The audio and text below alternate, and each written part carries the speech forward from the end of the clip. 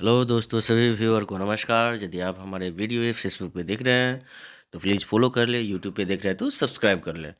तो आज का जो है वीडियो 2024 फरवरी में जो 10th का एग्ज़ाम देने वाले हैं बिहार बोर्ड का, उनके लिए है।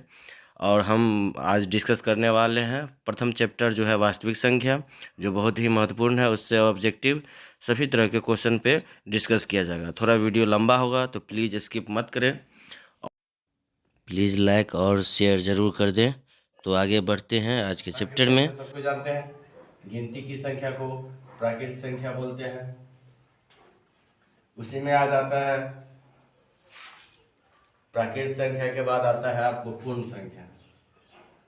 पूर्ण संख्या तो प्राकृतिक संख्या में शून्य लगा दीजिए, शून्य 1 2 3 4, अर्थात शून्य एवं प्राकृतिक संख्या के समुच्चय को या सम्मिलित रूप को जो है पूर्ण संख्या बोलते हैं। आगे चलिए, उसमें पूर्णांक संख्या, पूर्ण के बाद पूर्णांक संख्या देख लीजिए क्या होता है। पूर्णांक संख्या हो गया संख्या रेखा में जो माइनस वाला जो होगा, जैसे -5, -4, -3, -2, -1 0 1 2 3 4 डॉट डॉट डॉट ऐसे करके, तो ये आपको पूर्णांक संख्या आ गई। अर्थात ऋणात्मक एवं पूर्ण संख्या, ऋणात्मक संख्या एवं पूर्ण संख्या के समुच्चय को जो है पूर्णांक संख्या बोलते हैं। उसमें परिमेय और अपरिमेय भी जान लेते हैं। परिमेय संख्या होता है जिसे हम P/Q के रूप में हम दर्शा सकते हैं। P/Q के रूप में हम दर्शा सकते हैं, जहाँ P और Q जो है पूर्णांक संख्या होगा, पूर्णांक संख्या होगा, और बट्टा में जो है Q का मान 0 संभव नहीं। यदि ऐसा शर्त पूरा करें तो वह सभी संख्या जो है परिमेय संख्या कहलाता है। जैसे 22/7, 5/3, 8 बट्टा में कुछ नहीं यानी कि 1, 8/1 P/Q के रूप में है। तो जैसे 2.5, 2.333 डॉट डॉट डॉट, ये भी जो है परिमेय संख्या है, क्योंकि इसको हम P/Q के रूप में लिख सकते हैं। ये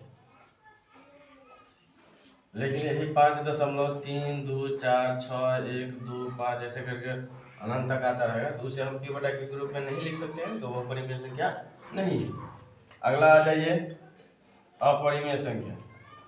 अपरिमेय संख्या बोलते हैं जिसे P/Q के रूप में हम लिख नहीं सकते हैं।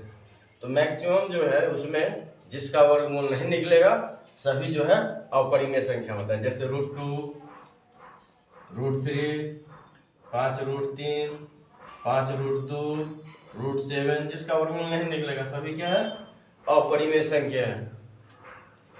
जैसे यहाँ पे पाई भी क्या हो जाएगा अपरिमेय संख्या। पाई का मान जैसे 22/7 होता है, ये परिमेय संख्या है, लेकिन पाई जो है यहाँ पे अपरिमेय संख्या होता है। तो इस प्रकार से हम कुछ है। उसके बाद उस चैप्टर जो है उसका नाम में देख लेते हैं क्या वास्तविकता है। अगला जो दिया है वास्तविक संख्या। वास्तविक संख्या किसे कहते हैं? तो वास्तविक संख्या जो है परिमेय एवं अपरिमेय, परिमेय एवं अपरिमेय संख्या के समुच्चय को जो है वास्तविक संख्या कहते हैं। परिमेय संख्या और अपरिमेय संख्या के सम्मिलित रूप को जो है वास्तविक संख्या हम बोलेंगे। अब वास्तविक हो गया तो अवास्तविक संख्या पे भी हम डिस्कस कर लेते हैं। अवास्तविक संख्या जैसे देख लीजिए,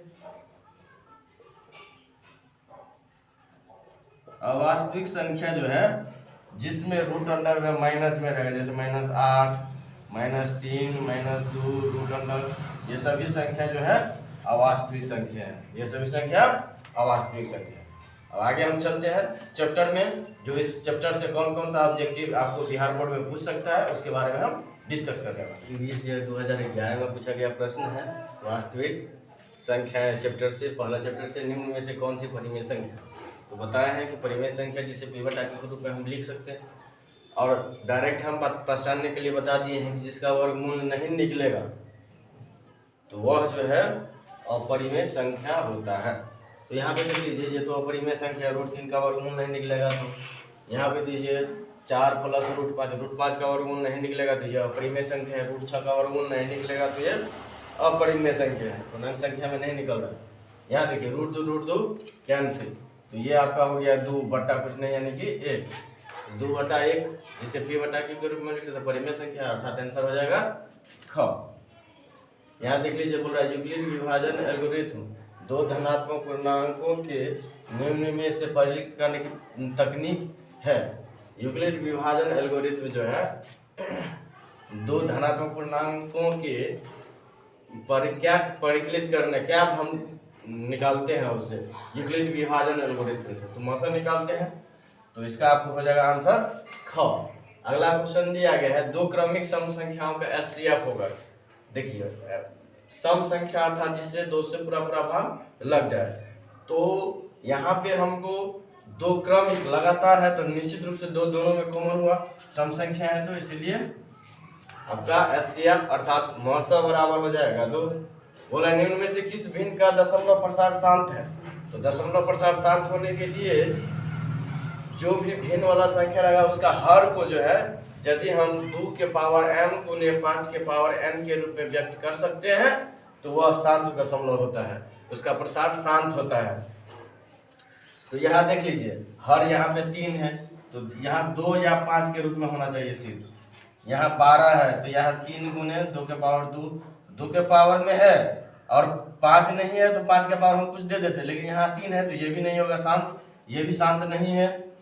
सिर्फ हर में जो है 2 और 5 होना चाहिए। तो यहाँ देख लीजिए सिर्फ 2 है 2 के पावर 3, 5 नहीं यानी कि 5 के पावर 0। यहाँ देखिए 3 गुने 7 तो ये भी नहीं है। शांत दशमलव सिर्फ होगा 111/8, उसमें जब हम भाग देंगे तो पूरा पूरा दशमलव में आ जाएगा कट के, यहाँ नहीं आएगा, अनंत तक आता ही रहेगा। तो निश्चित हो जाएगा।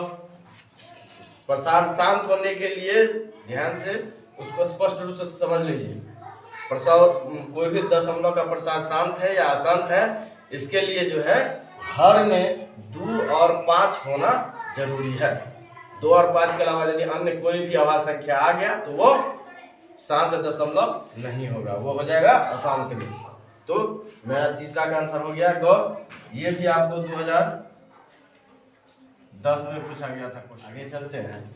यहाँ पे क्वेश्चन ऐसे रहता है जैसे 3.5 पर रैखलिंग का जो है भिन्नात्मक मान क्या होगा, भिन्न में क्या होगा इसका मान। रैखलिंग वाला एक और इस तरह का देख लीजिए जैसे 0.542 पे रैखलिंग का भिन्नात्मक मान क्या होगा। इसमें बहुत सारे बच्चे फंस जाते हैं, उसको कैसे बनाएंगे देख लीजिए। यहाँ 3.5 पे रैखलिंग है, उसका बोल रहा है भिन्नात्मक मान क्या होगा, इसको बट्टा के रूप में हम कैसे लिख सकते हैं। यहाँ 0.542 पे रैखलिंग है, उसको हम भिन्न के रूप में हम कैसे लिख सकते हैं। तो इस तरह के प्रश्न में देख लीजिए 3 दशमलव है यानी कि पूर्णांक भाग 3 है, जोड़ 0.5 पे रैखलिंग लिख सकते हैं, 3 जोड़ जो दशमलव के बाद है वो संख्या लिख लिए। जैठो पर रैखलिंग है, दशमलव के बाद उतना 9 बट्टा में होता है। एक तरह का प्रश्न ये हो गया, उसको हम लिख सकते हैं 1 9 में 9 9 27 जोड़ 9 1 9 तो 5 27 5 32/9। एक तो इस तरह का प्रश्न होता है। यदि ये ऐसे रहा तब तो चूंकि दशमलव से पहले पूर्णांक भाग यहाँ तो कुछ है नहीं, तो 542 है तो 542 टोटल लिख लेंगे। घटाओ जिस पे रैखलिंग नहीं है वो घटा देते हैं, बट्टा जितना पे रैखलिंग है त्याठो 9 बट्टा में दिया जाता है, और जैठो पे रैखलिंग नहीं है उतना 0। अब घटा दीजिए 537 हो जाएगा और बट्टा 990 आंसर। भिन्न के रूप में ऐसे हम कर सकते हैं। एक तो सिंपल आता है जैसे 5.32, उसका भिन्नात्मक रूप कैसे हो जाएगा। तो 532 है तो 532, 2 अंक के बाद दशमलव है तो नीचे में 1 पर 2 0। तो सब तरह का प्रश्न देख लिए, ये निश्चित रूप से बोर्ड के एग्जाम में आता ही आता है, तो सभी लोग अच्छा से उसको ध्यान से देख लेंगे। दशमलव के बाद वाला इसमें ज़्यादा विद्यार्थी फंसते हैं, तो दशमलव के बाद जो रहेगा वो टोटल लिख लेते हैं। जिस पे रैखलिंग नहीं उसको घटा लेंगे बट्टा में, जैठो पे रैखलिंग है तैठो ना, और जैठो पे नहीं है उतना 0 हो जाता है, उसको हम कर लिख लिए। तो इस तरीका से हम यहाँ देख लीजिए एचसीएफ दिया गया है 366 657 का 9 है, और एलसीएम बोल रहा है ज्ञात करने के लिए। तो इस तरीके आपके प्रश्न में हम लघुत्तम नहीं निकाले लेंगे। यहाँ वास्तविक संख्या जो चैप्टर है उसमें सबसे महत्वपूर्ण चैप्टर फॉर्मूला में से एक तो ये भी है कि दो संख्याओं का जो है, दो संख्याओं का गुणनफल बराबर होता है एलसीएम गुने एचसीएफ। ये आपको फॉर्मूला होता है। तो दो संख्याओं का गुणनफल अर्थात दोनों संख्या 306 गुने 657 बराबर एलसीएम आपको निकालना है। तो एलसीएम और एचसीएफ आपको दिया गया है 9। तो एलसीएम जो है निकाल लेंगे तो एलसीएम के साथ जो है बट्टा में चल जाएगा, अर्थात 306 गुने 657, 306 गुने 657 और बट्टा में हो जाएगा 9।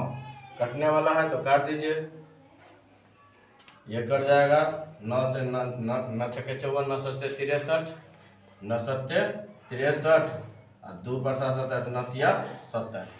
एलसीएम हो जाएगा आपका 306 गुने 73, उसको गुना कर दीजिए, आंसर हो जाएगा। 306 में जो है 73 से गुना करेंगे, 3 छक्के 18, 3 तिया 9, 7 छक्के 42, 7 तिया 21, 8 3 3 2 2 22 3 3 8 यानी कि 22,338। तो इस प्रकार से हम इस तरह के क्वेश्चन को बनाते हैं।